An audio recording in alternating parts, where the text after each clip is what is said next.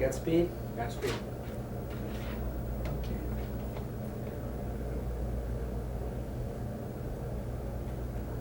The blues.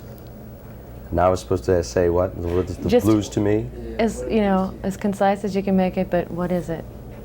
Well, I'm not an authority on such things, but my own humble experiences, I'd say blues is emotion more than anything. It's an emotion more than a technique. And that's where the really true great blues artists come through, if they have the feeling or the emotion of the blues. And if you don't have that with anything you're doing, but the blues especially, more than anything, is an emotion. Okay, 1 sec, we can get through the door. Okay, and then the next thing I'm just going to ask is about tonight. All right, I'm locking the front door. A knock on the front door. We have speed. Open the law in the name of the door. Okay, I got you. Tell me when you're ready, John. Whenever you're ready, Carl. In my small career or whatever, I've met a lot of musicians, and they truly love what they're doing, but they also refer to it as work. Well, with you, I don't think that this is work for you. I mean, and tonight, how are you? Are you excited about, you know, performing with these guys? I think tonight is probably, for what I started out to do 10, 12 years ago, tonight would have to be, you know, the acme of my success story, if I had one.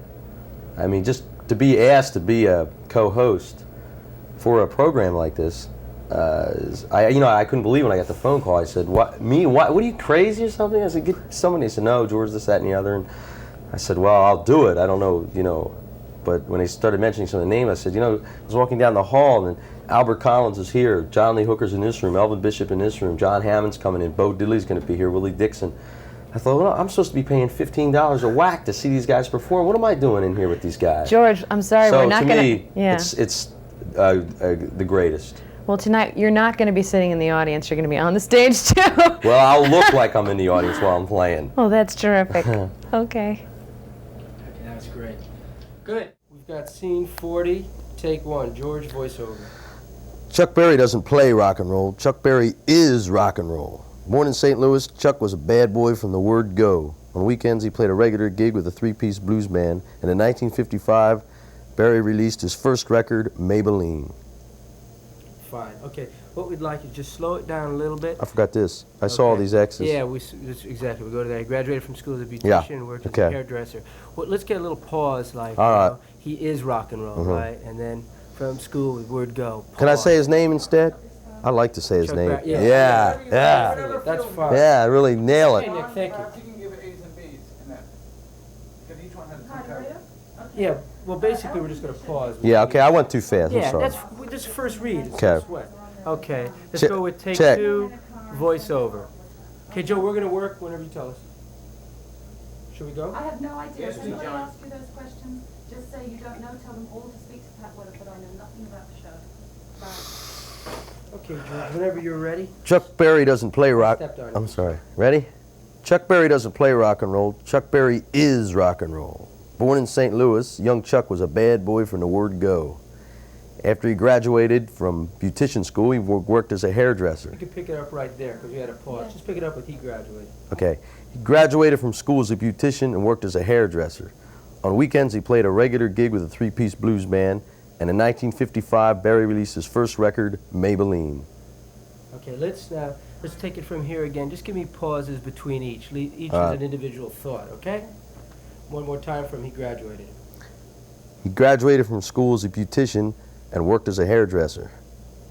On weekends, he played a regular gig with a three-piece blues band.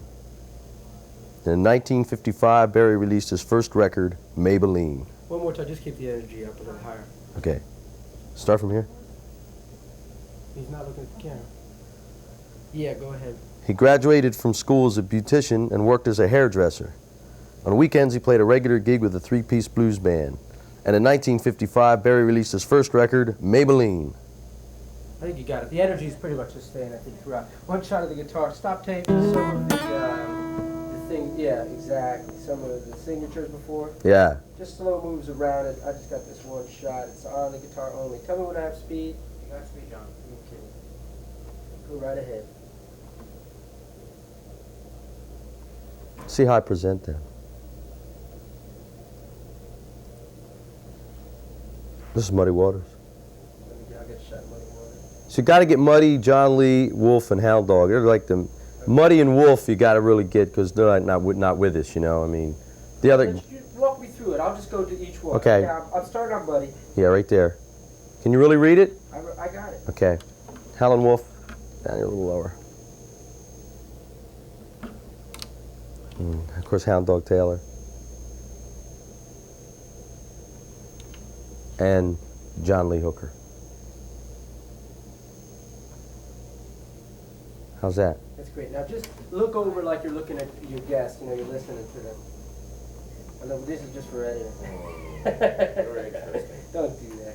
You didn't do that once the entire time. I know, I didn't. How many people write on their guitars? I mean, is this something that you started? No, I didn't start it. An old tradition? I don't know if it's a tradition or not. You ever see a movie called The Fugitive Kind with Marlon Brando? Well, I think, yeah. It was originally called Orpheus Descending. It was a play on Broadway. Tennessee Williams wrote it. Well, he had this movie where he had this guitar, and he traveled through the South, and it was a guitar given to him by Leadbelly, and it was autographed by Blind Lemon Jefferson, all these people. We gotta just keep just some looking, and Jack, you could talk. No, but let you me can't talk to you. back. Let me All right. talk to you. See, Believe it or you're not. reacting. You know, it'd be very interesting to think of some of these concert violinists that have these Stradivariuses at $25,000 and had the different people sign them like Leonard Bernstein or something. That would be interesting. Autographed violins. Set the guitar down 1 second, George. So I don't have that in there now. Yeah, 'cause it was- All the time. Right. And in actuality, that's probably very valuable, sort of priceless now with all those things, right? You wouldn't part with that, no amount of money. No.